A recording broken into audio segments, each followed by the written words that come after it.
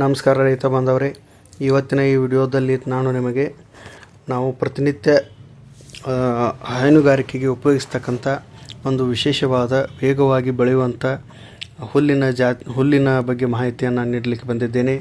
ಈಗ ನೀವು ನೋಡುತ್ತಿರುವಂಥದ್ದು ಇದಕ್ಕೆ ನಾವು ಧಾರವಾಡ ಫಾರ್ಮ್ ಹುಲ್ಲು ಅಂಥೇಳಿ ಕರಿತೀವಿ.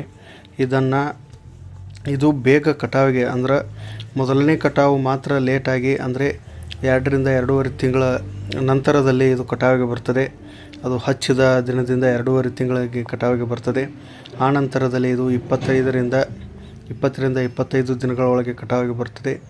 ಇದರ ಗುಣಲಕ್ಷಣ ಅಂತಂದ್ರೆ ಕಡ್ಡಿ ಸಾಕಾಗುವಷ್ಟು ದಪ್ಪ ಇರ್ತದೆ ರೀ.